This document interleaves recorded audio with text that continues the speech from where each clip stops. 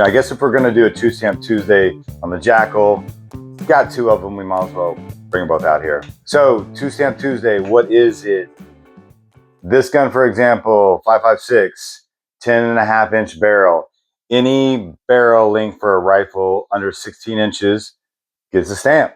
So ATF approval to own this gun. Second item is the suppressor, silencer in the front. Same thing.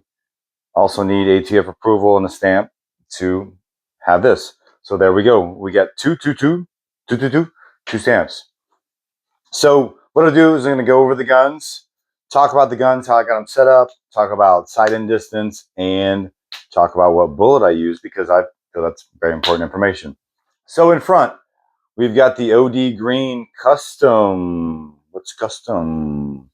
Custom. So I bought this kit, the upper rear hardware, and actually didn't have a lower. So I did have a Wilson Combat built-in trigger guard black, and I took it in, had it Cerakoted and matched. So we actually have the JAKL with a Wilson Combat lower. For the grip, I run the same thing on pretty much all my guns, minus one of them. It's got multicam. I did it for basically the color scheme. But the Myads, I'm a big fan of these grips. The reason I like these is because I can customize them. I can make the back strap a little thicker, a little skinnier. Then I can also take out the finger grooves. So I know BCM is a very popular one. That's just another one I run too. A lot of people like the grip angle on that. Big fan of these. Honestly, I've ran them for so many years, probably 20 years now, that I'm just sticking to it. No reason to change. The buttstocks on these, this is something that Palmetto Armory sells. Folding. Let's fold this guy real quick. We'll talk about him for a little bit while he's folded. But I thought that was a really cool feature. That was one of the buying features I had for these guns. If we look up at a 5.56, like the one we got on the wall, the buffer system is in the tube. So the action runs back there. So you can't, unless you get some sort of special buffer system buttstock, you can't fold them. So one of the cool things about the piston gun, the JAKL, is we can fold that just because the action stays in the receiver. Anyways, cool feature there. Backpack gun, something like that, particularly SBRs. I designed these guys to be really short. So that's probably one of my main goals when I ran these. Optics, what do we got here? We've got the EOTech with the red. If you watch any of my videos, I like to keep, again, like I just talked about the grips, I like to keep things consistent. Red, I'm not saying red's better than anything else. Green is pretty much your only option as far as I'm concerned. But I run red fibers on all my pistols, red on all my red dots, holographics, things like that, illuminated 1 to 6s, 1 to 8s, whatever. Just like to be consistent. So when I pull up, I'm seeing red.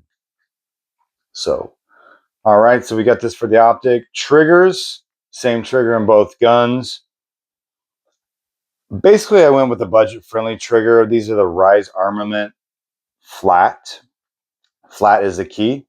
Again, we circle back to consistency. My competition ARs, what I like to run on those is the Geisley 3-gun trigger flat. It's my favorite trigger. I run in all my competition guns. These guns don't have a, I shouldn't say that they don't matter, but they don't have a high need to perform well. I don't use them for competitions. If I'm hunting with them, then I just feel like I don't need what I want out of a competition gun. So I ran the flat trigger just to be consistent with what I like. I like flat. I run them on my 2011s. And so we got the flat trigger. Let's pop this guy back out. Got different charging handles on this. I do want to end up buying one of these for this gun. But I do like the oversized charging handle. It's not the end of the world if I don't have it. Again, I wouldn't say I really stress these guns out and put a lot to them. Just a fan of these guns. The can we've got here, that is the Polonium K556. It's a nice budget-friendly can. It performs well. One of the things I feel with cans is a 5.56 just does not suppress well. So not to say I won't change my mind, but I don't want to spend a ton of money on a suppressor that, the gun, we're coming out at, 3,000 feet per second, 28, whatever. And if it's not going to do well, I'm just really, my goal with this is just try to get it to hearing safe. So if you've had 5.56 cans, you know what I'm talking about. M-bus sights, I like to run those on a lot of my guns. They look good. One thing you can do with them is co-witness. Pop this one up. Co-witness, what that means is we're basically taking this sight system here, we're lining it up with the current red dot. This all co-witnesses, and it just gives you, instead of 2 points, it gives you 3, just give you a little bit better accuracy. In this scenario, just looks cute. Okay, we're just going for looks in that. Got the emboss on both guns. Let's switch to this guy. Another red dot. I'm a big fan of both of these guys. If you want to call them military contract optics, you've got the EOTechs, you've got the Trijicon MRO. I've got a handful of these guys. Just a big fan. Trijicon, they make really good products. I like this optic. Like I said, I've got it on different guns. I'm looking red dot. Again, I like to be consistent. Big fan of this. It's done me well. Can I got in here is the Huxworth Flow 9K Ti. That's it. That's a lot to remember. So I had to look over the box.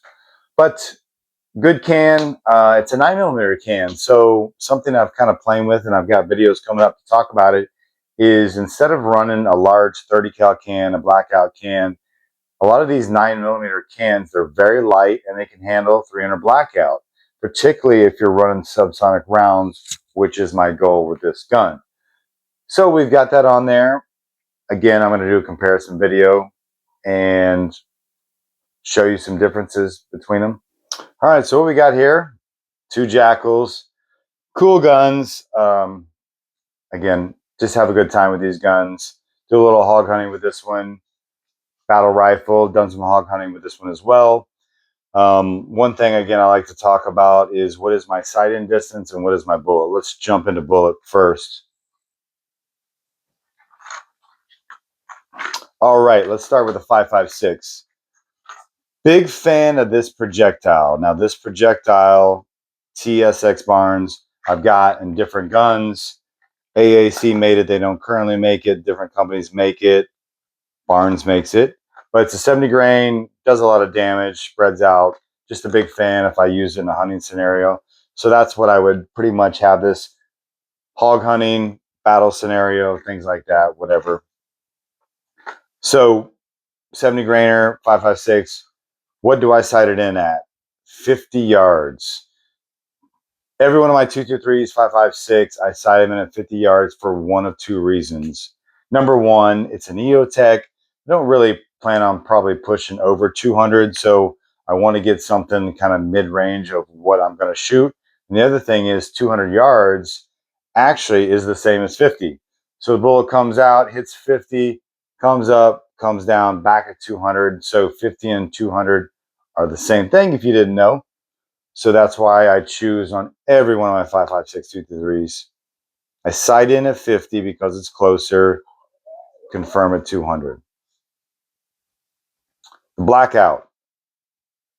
Big discussion. I'm not going to go down that rabbit hole, but you've got your supersonics and you've got your subsonics.